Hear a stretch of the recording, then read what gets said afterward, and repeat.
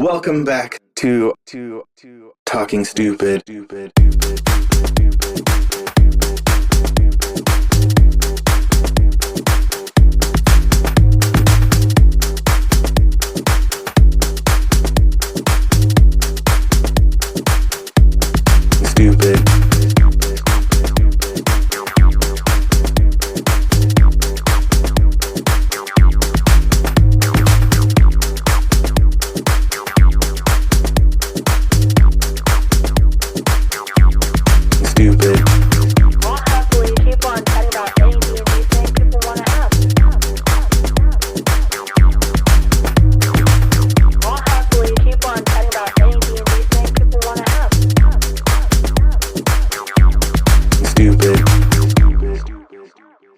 Definitely worth the wait.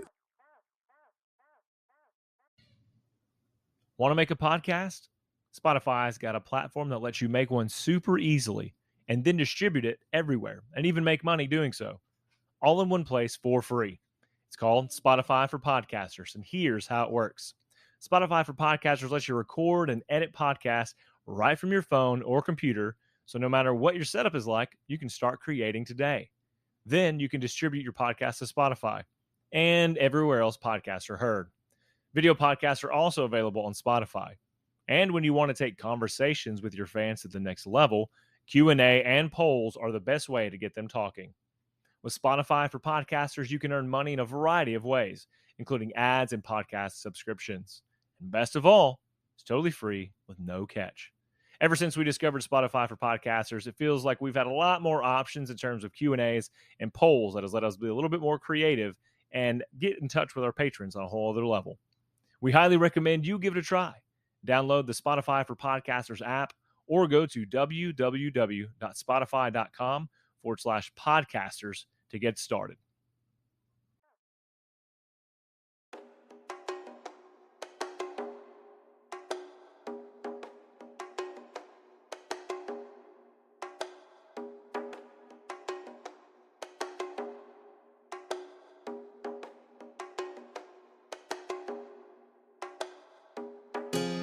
All right.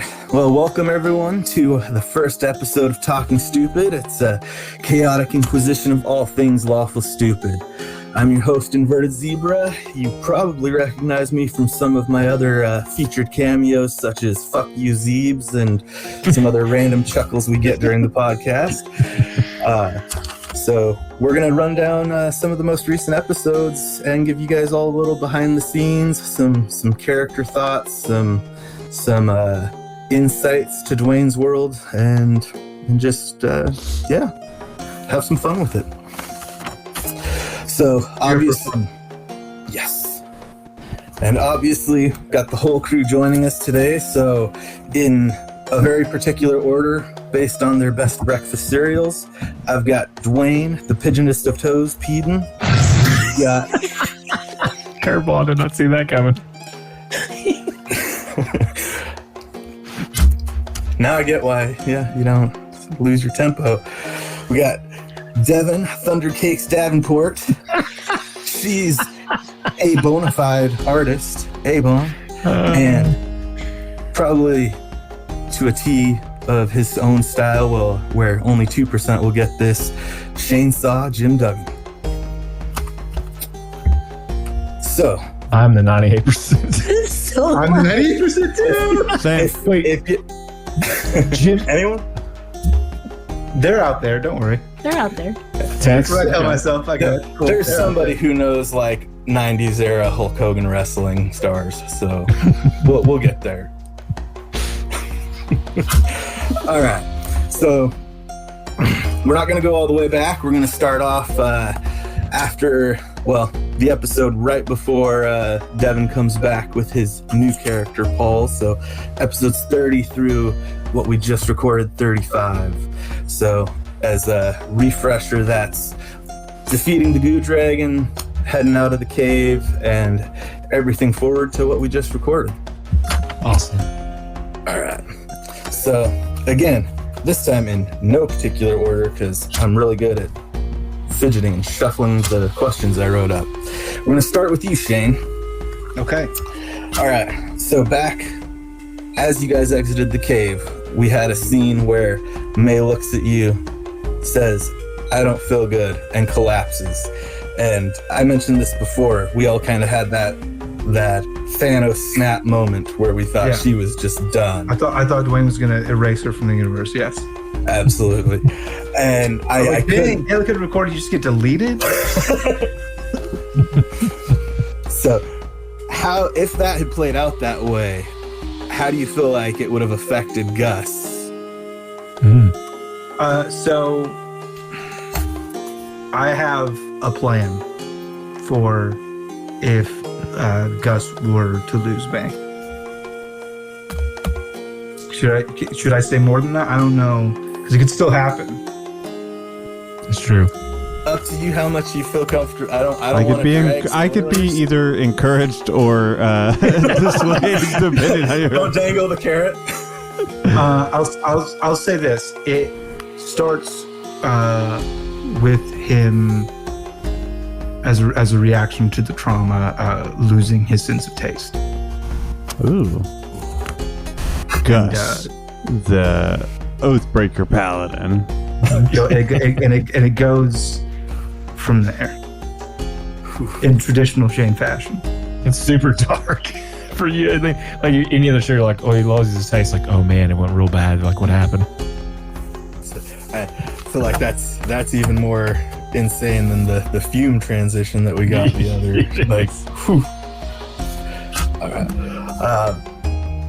To that, as we're again heading out of the cave, Avon, you've got this interaction going on between the stone and Cassiel, and then we get into some more fun bits, and it really seems like, and maybe it naturally felt that way because, of course, Cassiel's played by Ginge, your husband, but it felt like, especially in that scene where he's sobering back up but hungover, and you give him the kiss, that maybe Darling's getting some feels for Cassiel, and we've seen her be a little bit of a player beforehand. So just your thoughts on where she's at in that headspace. I mean, Cassiel's kind of just like another traveling buddy. I don't feel like it's any different than her time at the Asylum of Style. Like, as much as I, as Avon, want her to, like, fall in love with the character my husband plays, which I think is real cute. I did it back in C3, kinda.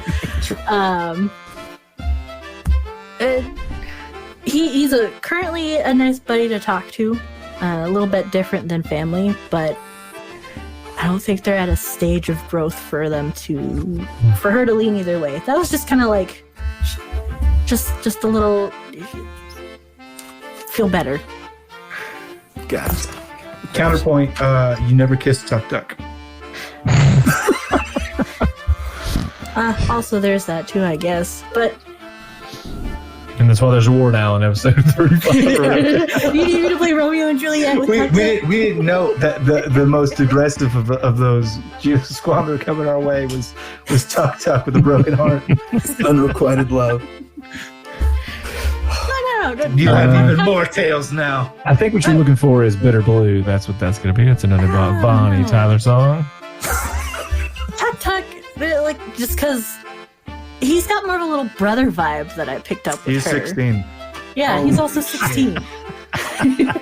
Okay. But we never quite got established. Is that 16 out of 20? And he... Listen, How old did they get? Tuck Tuck said for podcast purposes, he would be 18. And sure, legally on his podcast record, He's 18. on the official wiki, it says 16. That's crossed out, and then it says 18. For podcasts. And then wink. And then totally legal. Whatever age is legal in your jurisdiction. And then so it's the word wink and then a winky face, like an emoji.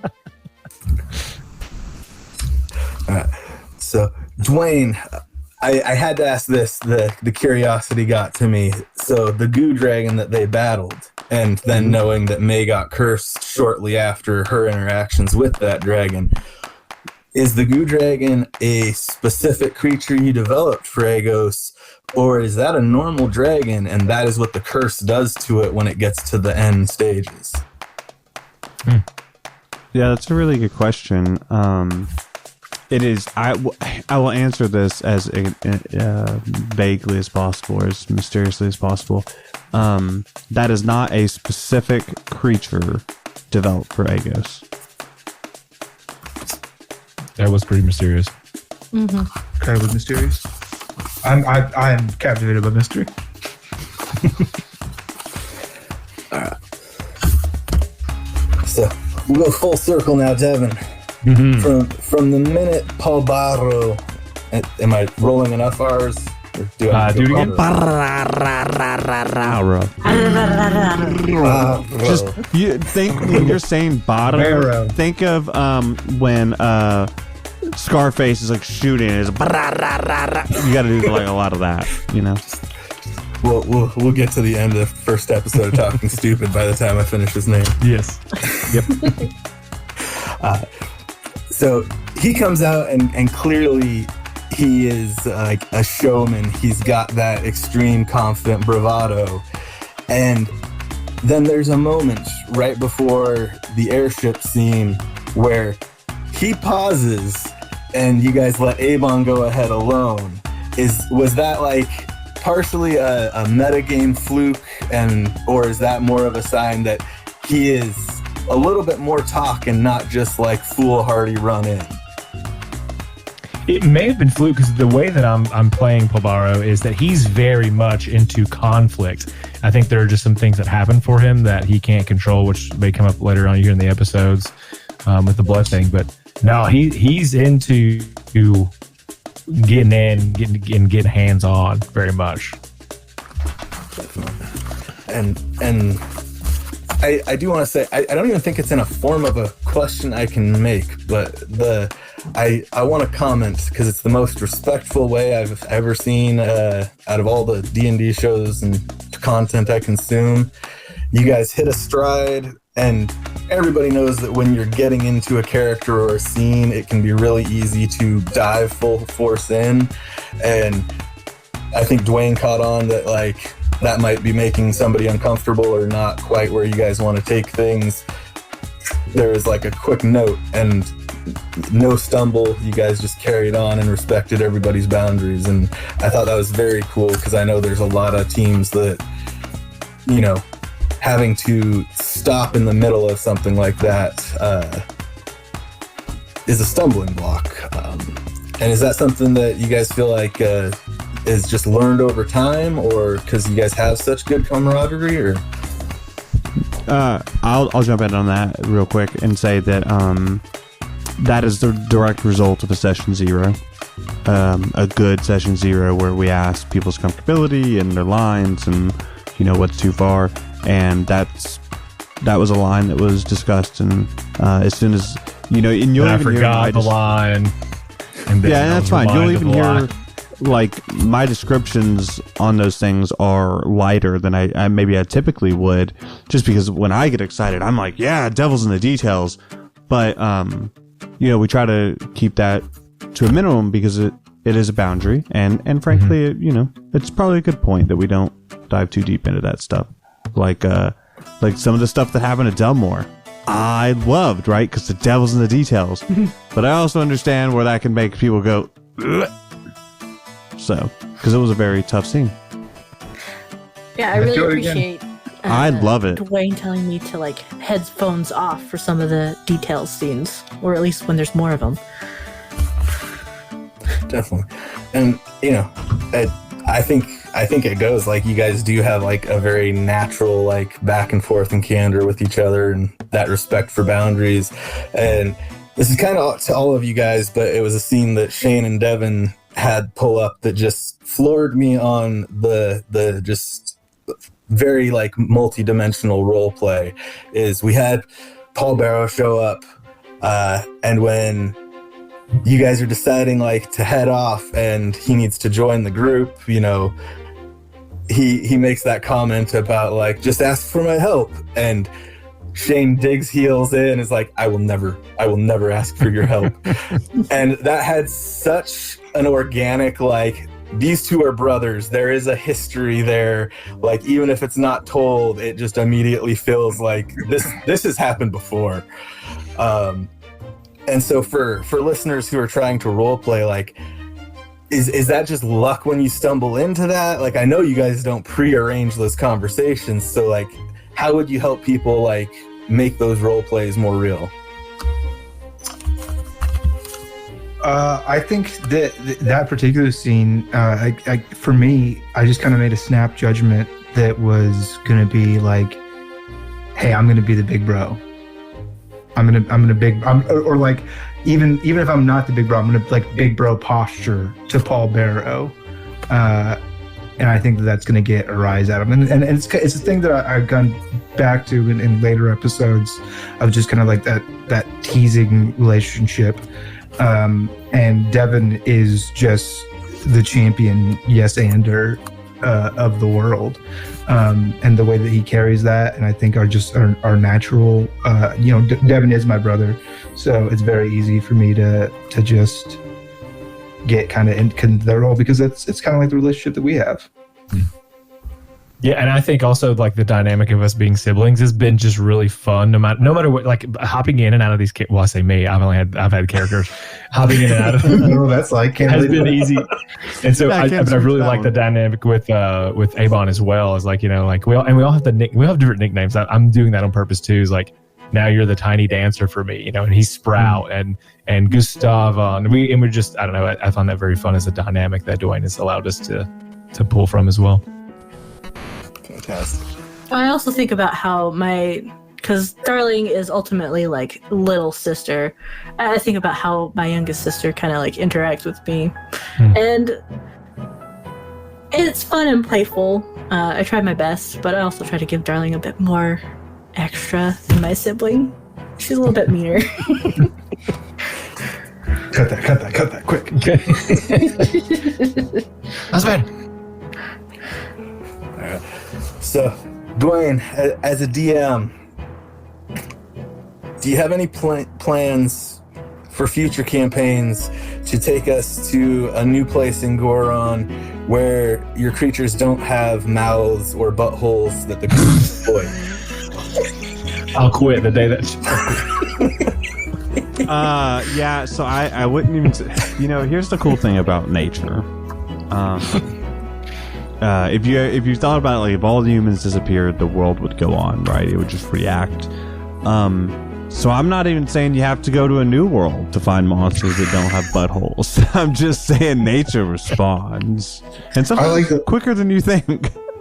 The life finds a way mentality of like, from now the buttholes have teeth. Now their multi-attack includes a butthole action because they've had to develop stronger, more fierce buttholes to defend against. They've got reactions for butthole defenses, No, that makes perfect sense. Where can I get one of them reactionary buttholes? Well, the first thing you gotta do is you gotta practice swallowing little bits of broken glass. You gotta be what they call a power bottom. Crunch. This segment brought to you by Nestle Crunch Bar. Oh no.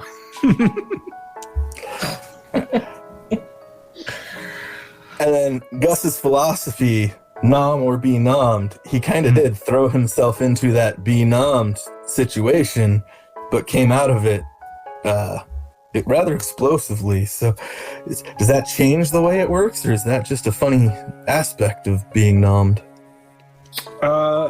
Well, that was a unique moment for Mouse Gus, in which he had to find bravery in a place that, because I initially, when I wanted to set that scene up, I wanted to be I thought these things were bigger than they were, and so I thought, oh, man-sized Gus runs in, turns into an elephant, ha ha ha, I didn't think I would have to be a small defenseless mouse running into a mouth, but I'm a bit of a power gamer, So mentally, I was thinking, you know what? Fact is, I'll have less hit points, which means even if I touch stomach acid, if it does any damage to me, I'm a mouse. I'm turning back into a man. And I kind of knew we were in narrative combat and had a feeling of how that would play out. Philosophically, though, I guess it's like this is Gus getting wiser and older, and he's just like sitting by the campfire, like roasting a steak. Like, sometimes when you're numb, you actually get numbed. Sometimes when you get numbed, well, you're the one who numbs. Anyway, I ever tell you kids about numb? Last time I was numb. That's a whole image. Was it a winged Turzard? A turd, winged turd or something? That's gonna be the nickname for it. It Thursday. was real good. Hands down. I ate the shit out of that thing. Let me tell you, there wasn't a thing on Agos that I didn't numb on. Get inside. Hey, I got one rule. It's if you see me in the woods and you look delicious, you better start talking. I put my mouth on everything. If you don't know how to talk, you're gonna get pet. I know how to milk Unless a you're whole real new cute. set of creatures. Or be adorable. That's your other move. Right? That's the secret asterisk to the list. So. There's now Gus is gonna run into creatures that appear normal, but then like turn into scary monsters when they're frightened. That's the evolution I want to see. The chibi versions of all the monsters we fought before will evolve to become adorable so Gus won't eat them. He's such an ecological impact. Honestly, though, isn't that very, very Derringer of Gus at that point? Just goes on adoption spree, and now Gus has Exactly. like 72 rescues. I said it when the puppy came into play. I said, let's go to Feywild. Let's grab that blink dog. I'm gonna make something real weird. So if I have to become, the God, I don't want to say this term monster breeder with this particular audience. Become some sort of Pokemon Razor. That'll be my destiny. Gotta raise them all. Gotta. We're following the Derringer name, Gotta Yeah. know them all. No, I know their parents. I raised you up. Gotcha. Oh yeah. Kind of like a Rockefeller vibe. So I did want to jump forward into some of the stuff that just happened. I can't. But I'm sorry. Oh, no, we're good. Honestly, I'm terrible at watching clocks, so I'm not even sure where we're at. 20 minutes. All right. Well, we'll try and keep these last couple questions concise because I don't want to drag you guys deep into the night. But interesting lore drop today, Abon. We found out that your Foxfolk character actually is a Fey lineage, which I know was a question a lot of us had been curious about, if that's just a natural race to Goron. But how does Darling feel about that? Has she known the whole time? Is she actually aware that she's part Fey ancestry? And, is she interested in like learning more about that, or how does she feel? To be honest, she's not entirely sure if it's exactly Fae. I'm leaving that up to Dwayne. I'm just basing it off of stories she might have heard as a kid or as she got older. And because foxes tend to be like tricky and mischievous, which is like the same line of Fae, it's very parallel or adjacent, whatever.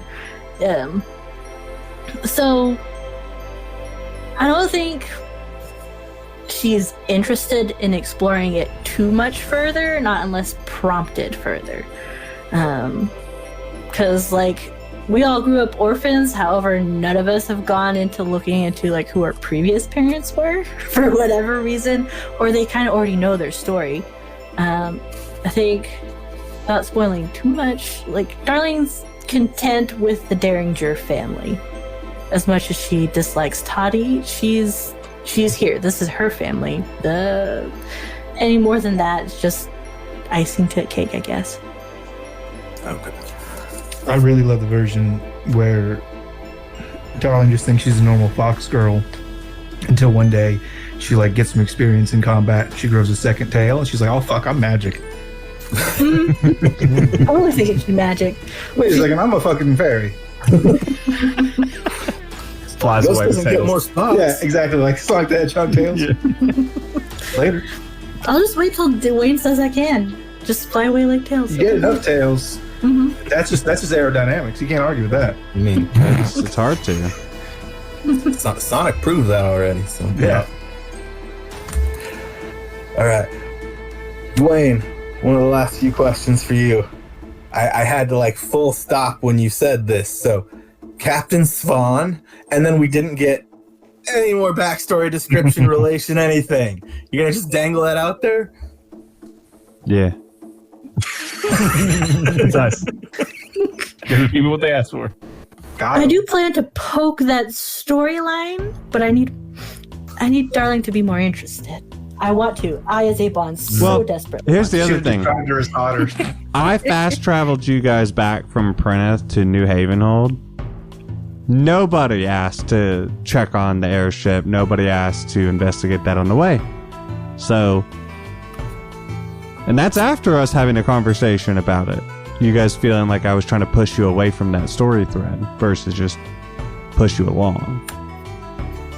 So, the answer is, yeah. Look at that. Devin, we lost Kato. Circumstance yanked Tuk away from us. We're 36 episodes in, and you're on your third character. So, do you have any well wishes before we lose Paul in about 6 more episodes? Yeah.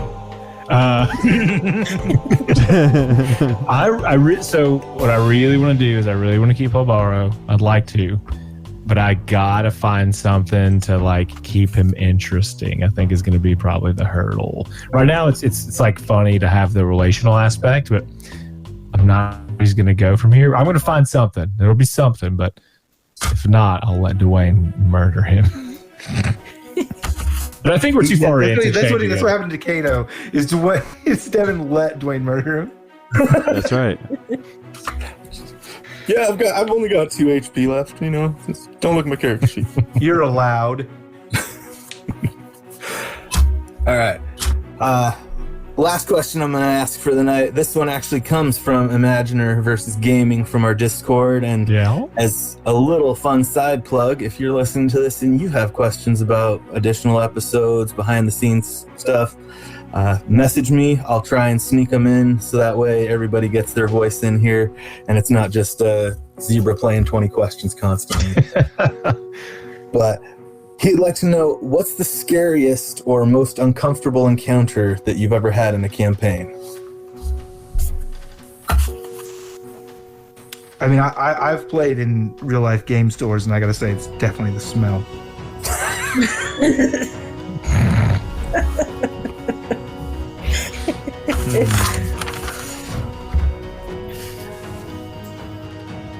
My most intense moment that I've had, or scariest, maybe not scariest, but certainly felt the fucking heat, the pressure, the genuine anxiety, was being Delmore and being and having 2 juxtapositions. One, this desperation for vengeance against I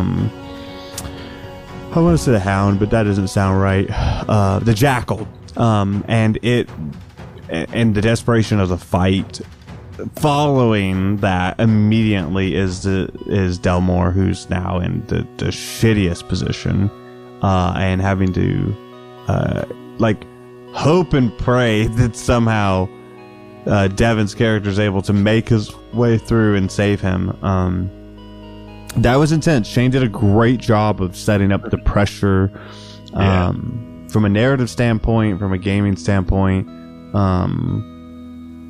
It was good. I had a lot of anxiety around that. Not in I like a will bad trigger way. you again. It's gonna happen.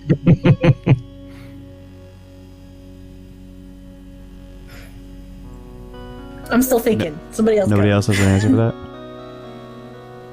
I said mine. What you got, Devin? I think, who were we fighting? Maybe it was a chain demon. So I think it's all Shane's campaign. I think it was the Chain Demon. When did I lose that golden egg that they're so mad at me about? That was at the casino. No, I was the Chain Demon. It was Chain Demon because there was something that we. Yeah, because at the convention in Tensig, there was the big anti-magic pool there. That's right. Where you fought the Chain Demon. You were like, what if I took this thing that's totally magical and has a magical connection to me and put it into anti-magic pool? I guess you didn't know that. I didn't know it was that. Yeah, we didn't know it was anti-magic later. until after he did that. You did dip. You were like, let me get a little dippy dip. Yeah, I was just like, I think. You dipped your hand in it because you wanted it to not be gold anymore. That severed the connection to the egg, and because the egg was feeding off of your energy, it starved to death. Yeah, you didn't check up on it for like another month. My Tamagotchi is just like, it's easy to forget, bro. I'm with you. So for me, because I think that the chain, like he kept grappling us or something, right? We had to break out of that. It was so frustrating. And for me, I was like, we're never gonna leave here. And that was like, for me, it's like I sensed the most danger in that fight, I think, early on. Most of Devin fucking murdered my character, then fuck all y'all. No, I'm kidding. Okay, hey. I do have one. Unless you're still going. No, I'm just talking shit. Okay. Sadly, it was not Devin's game. He did not scare me enough in C3. Probably when I first started playing D&D, I'll bring it back to a character everyone knows I've played, was Abix. And in her initial campaign, basically going through a fight against some cult members, and they're performing the ritual and whatever. And I don't think other games and other campaigns I've felt quite a lot, but this is one of the scariest things that happened in a game that made me feel anxious, possibly almost dying. There was a giant pool of blood coming in from all the sacrifices the cultists did, and is trying to bring in the two newest sacrifices, and I had to fight tooth and nail to try and save the party NPC with the other player characters in that game. We lost. I was heartbroken after that game. It was very dramatic, very stressful. But that's where I got. Dwayne knows how to push my buttons when it comes to feeling the heat in battle, because he will put bystanders at stake. And that's the cheat code for making me give a shit about combat. It's just no, help the people. Yeah. I think mine definitely comes in. You demonstrated that pretty early on in campaign 1. Even as a character who didn't give a shit. Christoph was less. I feel I really brought it to the table with Lucian. No, see, I felt it more. No, I mean for me, how I recognized it in you was when you were trying to rally the people for the Oxbane fight. You could tell. I just wanted to be a charismatic leader. Yeah, and that shows that you're using those people, that you care about that, and even no, he used them like a tool. He was evil. He was a sociopath. Right. I picked that up from you. Then. He was a terrorist. You picked it up. That was Chainsaw leaking through the silver mask. Well, thank you guys. It's been an honor, a privilege.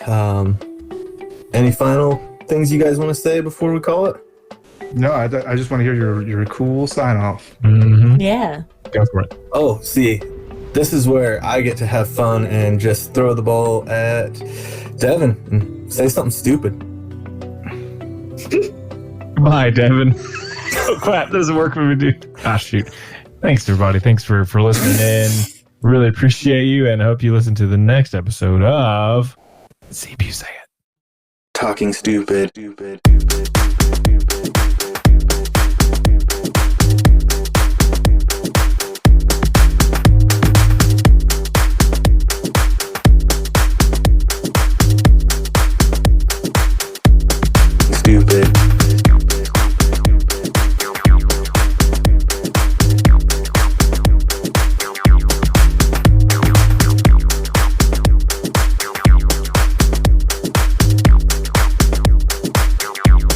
Stupid.